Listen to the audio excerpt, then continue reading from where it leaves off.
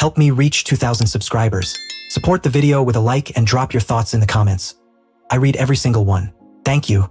I used to tell myself that staying silent was strength, that letting things slide meant I was mature enough not to get dragged into someone else's drama. That was my mantra, at least whenever I ignored another red flag with Claire. She was impulsive, unpredictable, and thrived on doing things her way. At first, it thrilled me. Her wild energy was a stark contrast to my calm, methodical nature. But eventually, what felt exciting turned sharp, and her recklessness started to sting. When she told me she was taking a weekend girls' trip, I didn't argue. I wanted to trust her. Lately, she'd been distant, blaming work and insisting she needed space to reconnect with herself. I nodded along, pretending not to notice how carefully she avoided my gaze while packing her bag. My gut twisted, but I swallowed the unease. I'd been taught to trust first and question later. For 3 days, I heard little from her, just a few vague texts. Having fun, miss you, babe, no pictures, no calls. Then Sunday night, she came back with a sun-kissed glow, a smug smile, and a story that didn't quite line up. Phone died, Wi-Fi was terrible, too much too fast. All excuses. Something clicked inside me that night. Maybe it was the way her laughter felt rehearsed or how she dodged my eyes when I asked about her trip. So I did something I never imagined. I checked her private social media drafts, and there it was. A video meant for her close friends, showing her and Ethan, her ex, on a beach together, laughing, drinking, looking like nothing had ever ended between them. I stared at the screen for what felt like a long minute. My hands didn't shake. It was surreal realizing the person you thought you knew is really a stranger wearing a familiar face. I copied the video, saved it to my phone, and said nothing. Not that night, not the next morning. She assumed my silence meant ignorance. But silence isn't always weakness. Sometimes it's a warning.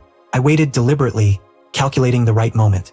If she wanted games, I was done being the quiet, trusting fool. The following days were like living in a movie I already knew the ending to. Claire moved through the house, humming tunes, acting as if nothing had changed. Kisses on the cheek in the morning, casual coffee offers, chatter about catching up on work, all performed flawlessly. Without that video, I might have believed her, but every gesture felt hollow, every smile scripted.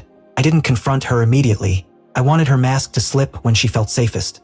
So I played along, calm and collected, while quietly gathering proof, courage, and patience. I knew one thing. When the time came, there would be no chaos, no shouting, just sharp, unflinching truth. Thursday evening, I invited her to dinner, just the two of us like old times. She accepted eagerly, thrilled to reprise her role as the loving wife. She even wore that floral dress I'd loved on our first trip together. I noticed the irony. Halfway through the meal, she chatted animatedly about her trip, beaches, cocktails, laughter, all performed with practiced enthusiasm. I let her talk, then silently set my phone on the table. "Is this the beach you mean?" I asked, pressing play. The video rolled, her laughter echoing over the soft restaurant music. Ethan's hand rested casually on her thigh. Color drained from her face. Her glass slipped and shattered. Silence fell over the restaurant. She stammered excuses, but they were meaningless. I looked her in the eyes and said softly, "You lied again, but this time you documented it yourself." For the first time in years, she had no words. The confident armor she wore vanished. Frozen, she watched as I stood, left some cash on the table, and quietly said, "Finish your dinner. I'm done with mine." No theatrics, just cold, unshakable finality, the kind that cuts deeper than anger ever could. The night air outside felt heavier than usual, but for the first time in months, I could breathe. No rag, no tears, just relief. I stopped pretending. The truth now lay between us like shattered glass, impossible to ignore. At home, I packed methodically, the essentials first, then the memories that still mattered. Wedding photos face down, anniversary gifts untouched.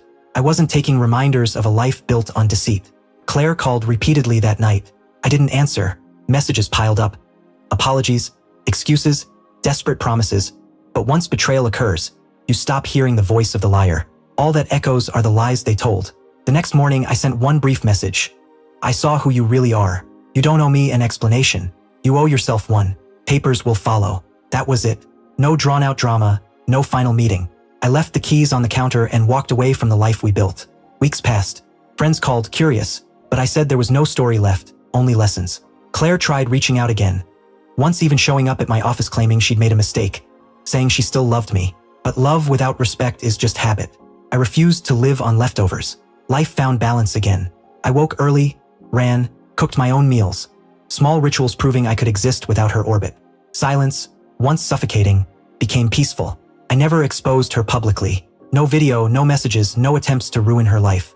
Dignity over revenge. Walking away was the loudest statement I could make.